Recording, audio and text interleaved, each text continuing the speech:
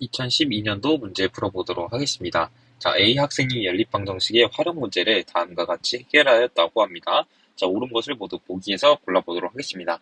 자, 그러면 우리는 지문을 넘기고 먼저 보기를 보도록 합시다. 자, 보기 기억을 보도록 할게요. 자, 1단계는 문제에 주어진 조건과 그리고 구하려는 것 사이의 관계를 파악하는 단계로 폴리아가 말한, 다시 밑줄치면서 볼게요. 폴리아가 말한 문제 해결 계획을 수립하는 단계가 해당된다. 자, 그러면 우리는 폴리아의 문제 해결 과정을 알아야겠죠.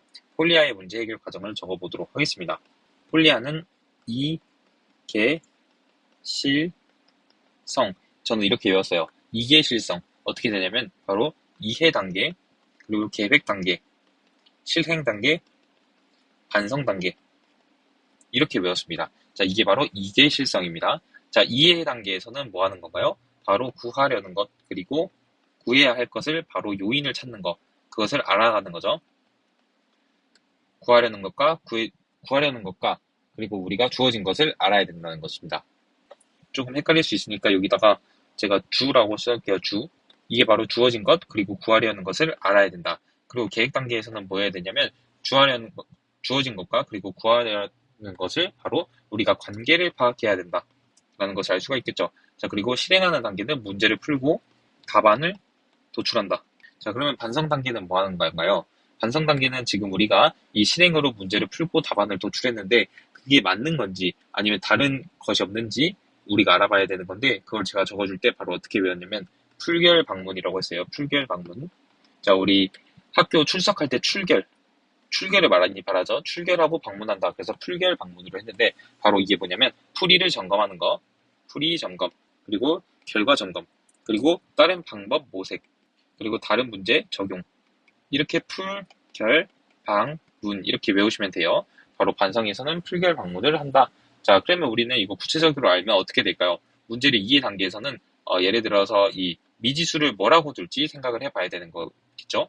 예를 들어 철수의 나이 이것을 구하는 것이라고 해보고 우리가 이 아빠의 나이를 y라고 둬봅시다. 자, 그러면 우리는 주어진 것과 구하려는 것 우리는 지금 철수의 나이를 지금 구하려는 거고 아빠의 나이 이 y세가 지금 주어진 것이라고 알 수 있으니까 우리가 철수의 나이를 x라 두고 아빠의 나이는 y로 두겠다. 이렇게 미지수를 설정하는 것이 바로 이해 단계죠. 그럼 관계 단계는 바로 이 x와 y 사이의 관계를 유추하는 거죠. 바로 만약에 철수의 나이는 아빠의 나이의 3분의 1배라고 합시다.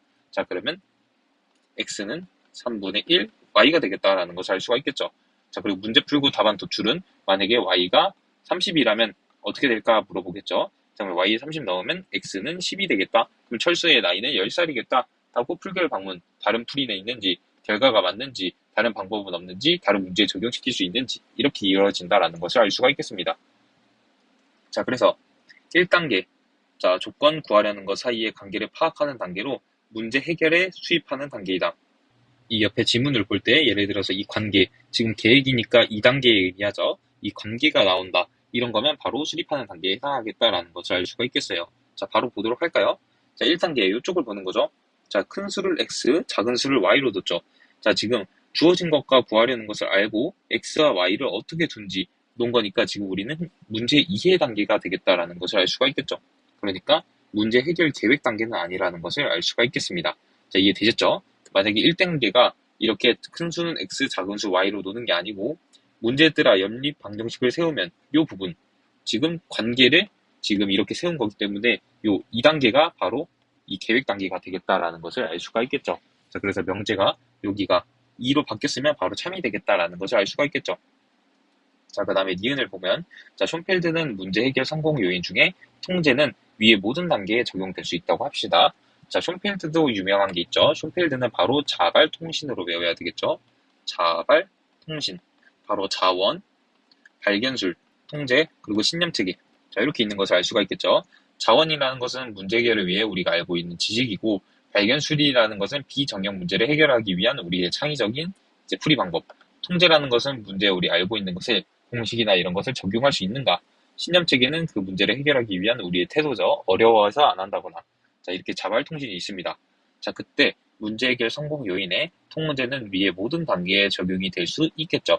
왜냐하면 통제는 우리가 이것을 이때 사용해야 되냐 안 해야 되냐 이런 것을 생각하는 건데 바로 이 문제 전체에 당연히 적용되겠다라는 것을 알 수가 있겠죠.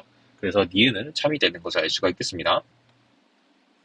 자, 디귿을 보면 4단계는 찾은 답이 문제의 조건에 합당한지 아닌지를 확인하는 단계로 폴리아가 말한 반성의 단계에 해당된다.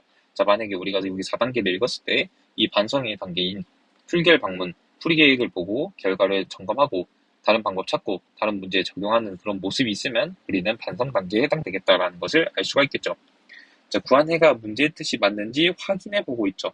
자, 다시 확인해보고 문제의 뜻이 맞는 것을 체크하고 있으니까 우리는 풀이 결과를 점검하는 거라고 할 수 있어서 바로 디귿이, 이 4단계가 바로 반성의 단계가 되겠다. 그래서 이 디귿도 참인 명제가 돼서 정답은 니은 디귿이 되겠다라고 우리가 파악을 해줄 수 있겠습니다.